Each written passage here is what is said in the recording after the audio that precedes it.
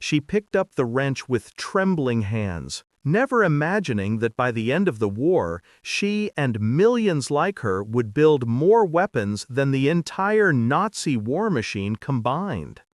This is the story of America's secret army, the women who transformed from housewives into the backbone of the most powerful military force the world had ever seen, and how their revolution changed not just the war, but the soul of a nation forever. The story begins. December 7, 1941. Pearl Harbor burns. The smoke rises thousands of feet into the Hawaiian sky, and America watches in horror as her Pacific fleet lies shattered at the bottom of the harbor.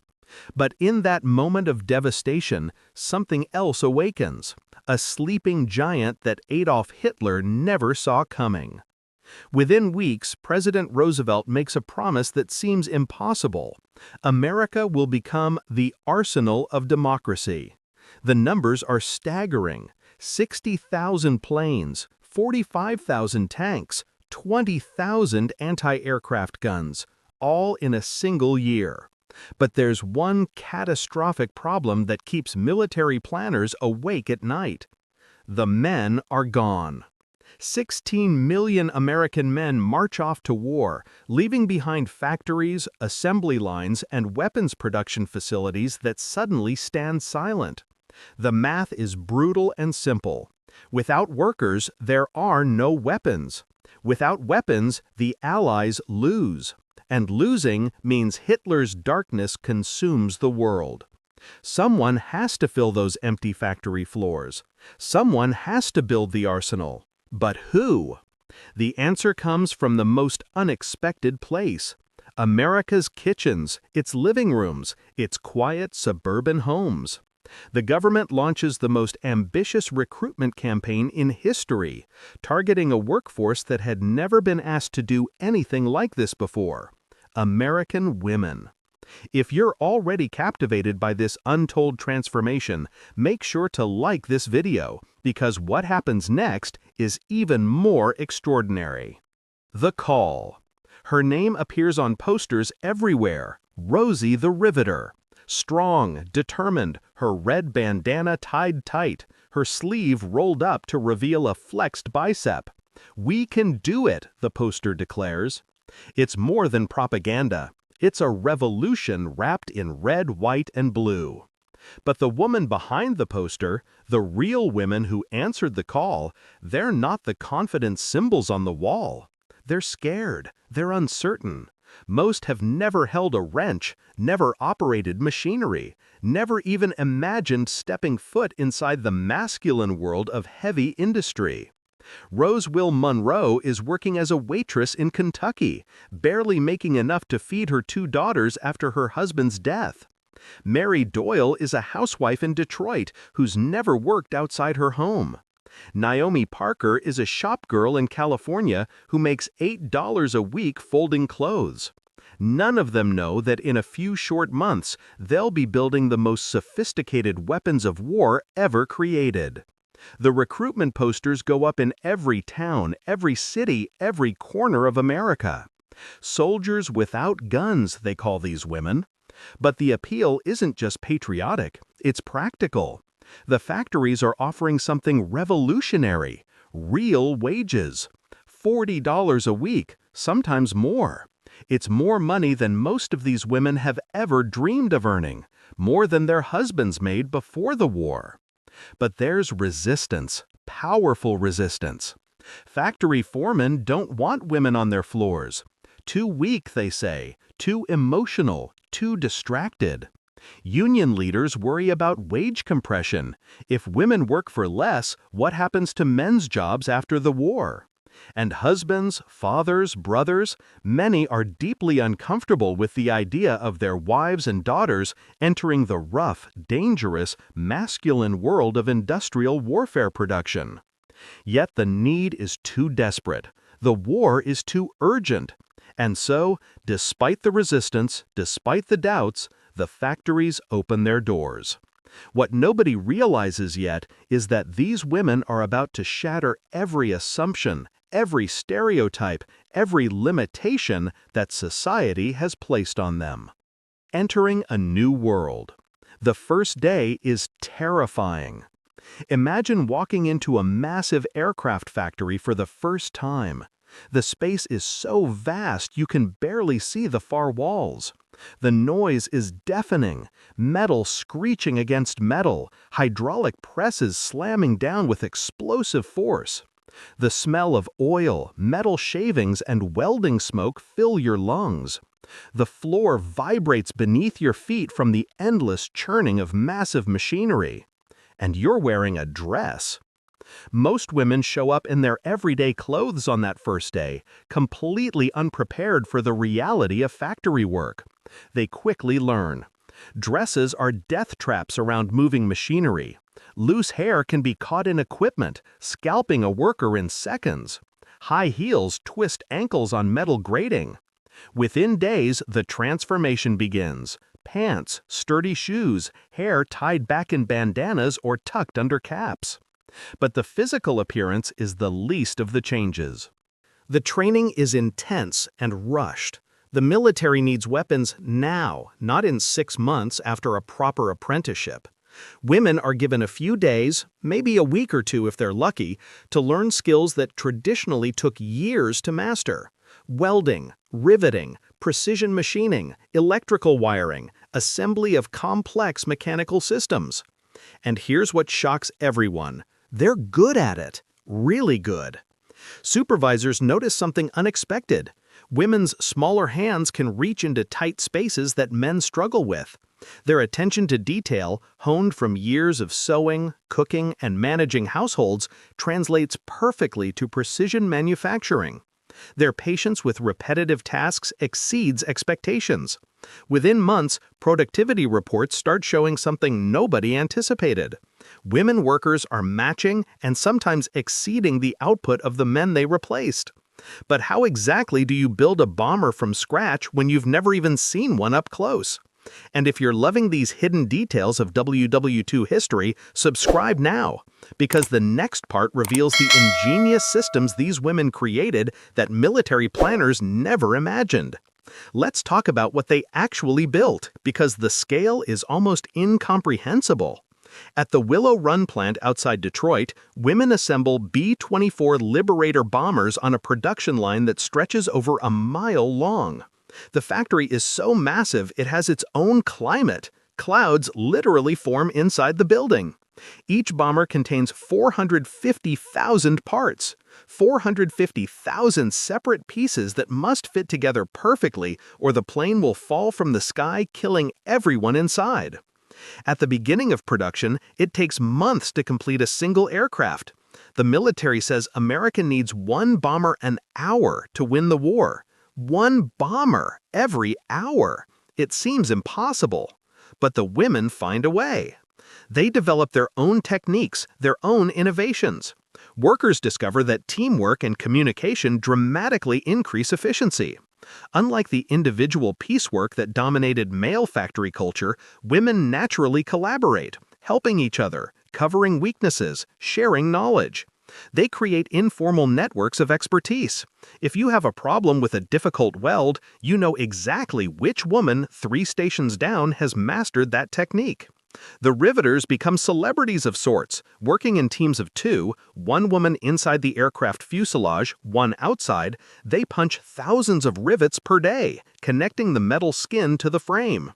The rhythm is hypnotic and brutal. Bang, bang, bang. The noise is so loud that many women lose partial hearing. The vibration travels up their arms until their hands shake uncontrollably at night.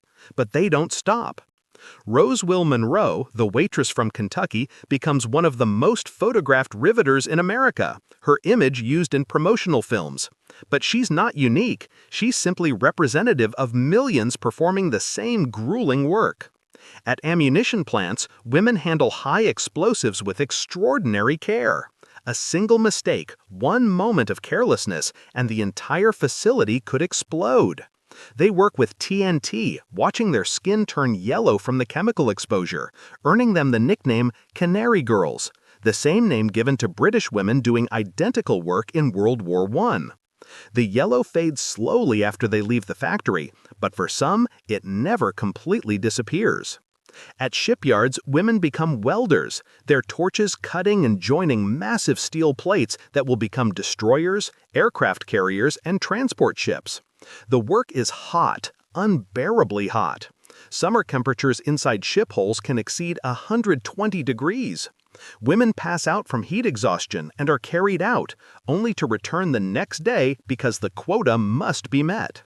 What secret did these women discover that made them so effective at precision work the military thought impossible? But behind the propaganda posters and the patriotic newsreels, there's another story, one of struggle, discrimination, and battles fought on the home front. The childcare crisis hits immediately and hard. Millions of women have children, and there's nowhere for them to go during 12-hour factory shifts. Some communities create innovative solutions, 24-hour childcare centers, even facilities built right at the factory gates. But many areas have nothing. Women make desperate arrangements, leaving children with elderly neighbors, older siblings barely into their teens, or locked in homes alone with strict instructions not to open the door. The guilt is crushing. Every mother working the night shift wonders if her children are safe, if they're scared, if they understand why mommy isn't there to tuck them into bed.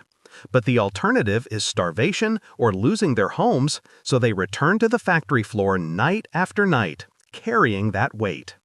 Then there's the pay discrimination, the ugly truth that the equal wages promised in recruitment posters are often a lie. Yes, women earn more than they ever have before, but they're still paid less than men for identical work. The justification is always the same.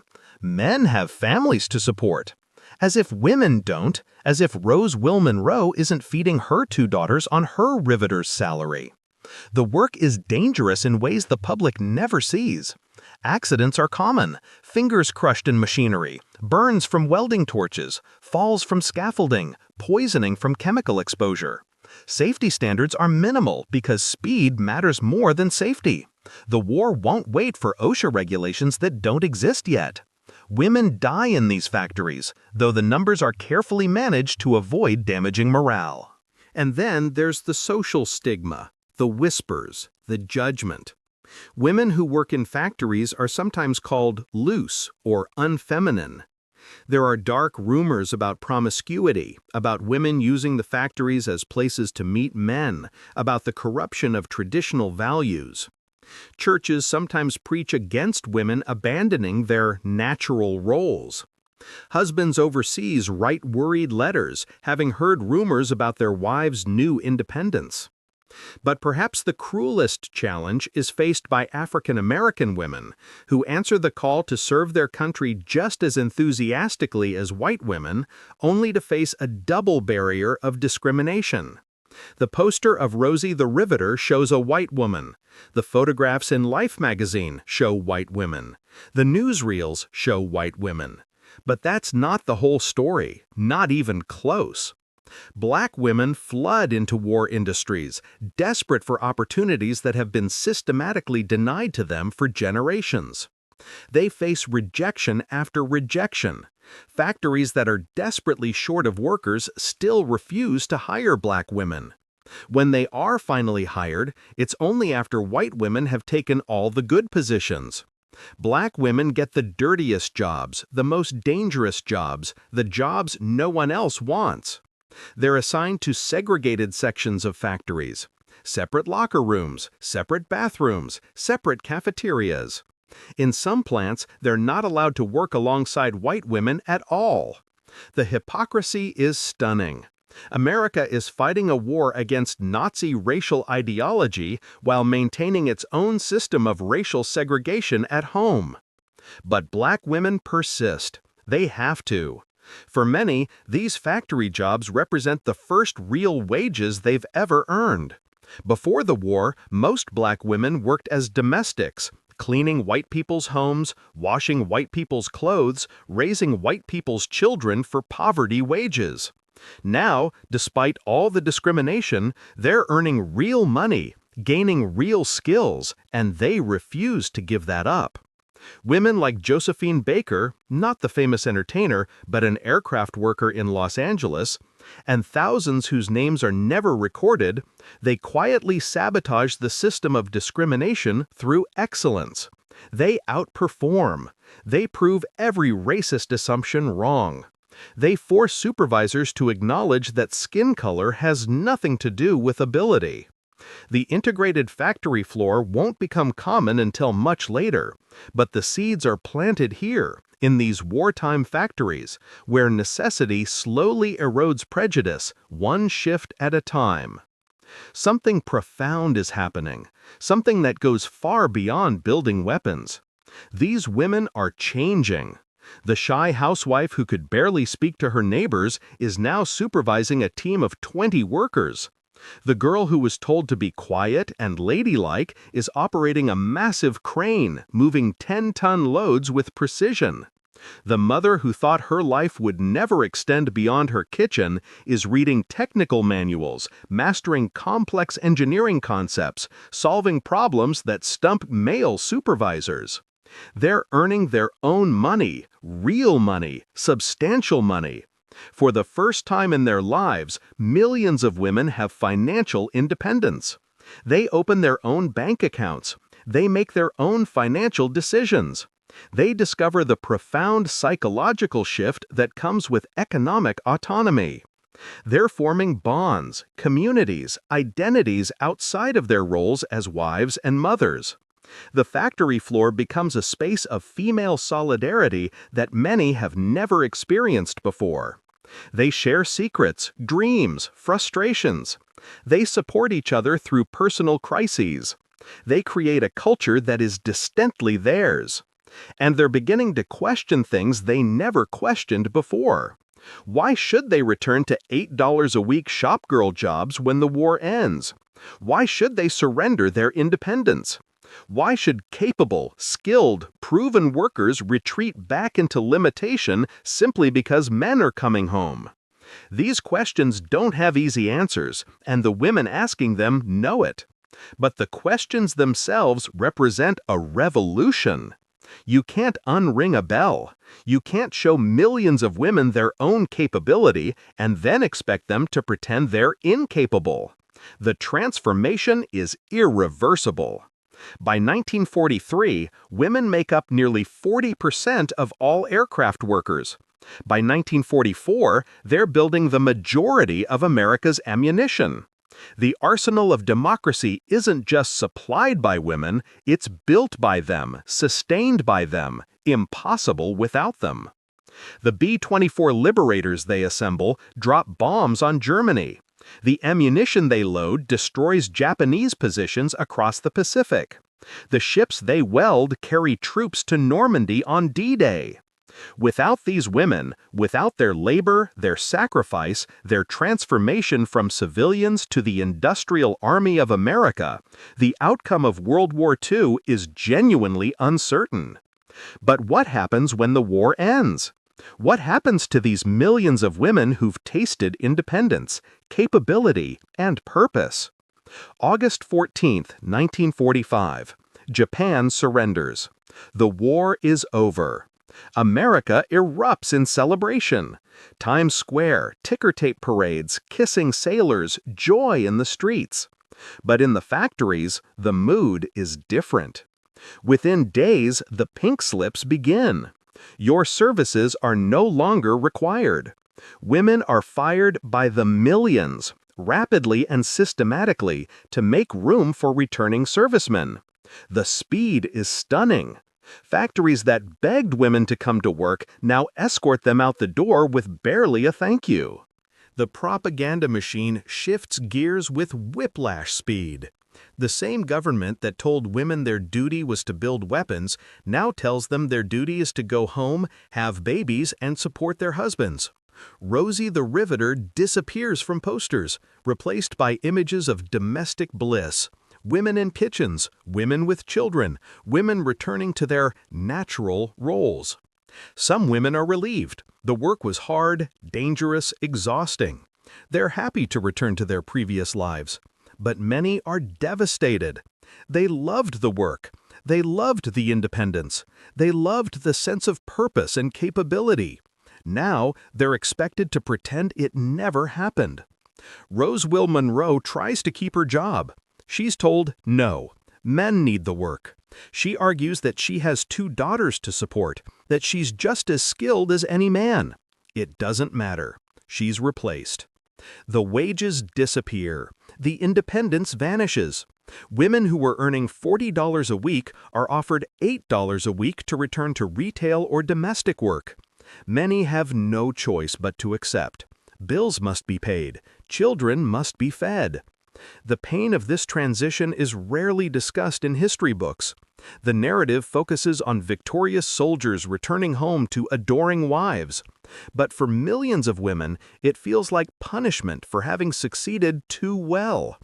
But here's what the men who tried to push women back into the kitchen didn't understand. You can't erase lived experience. You can't make someone forget their own capability. The women who built America's arsenal didn't forget. They told their daughters. They told their granddaughters. They lived longer than the men who dismissed them, and they lived to see those daughters and granddaughters break barriers that seemed permanent in 1945. The 1960s women's liberation movement, it didn't come from nowhere.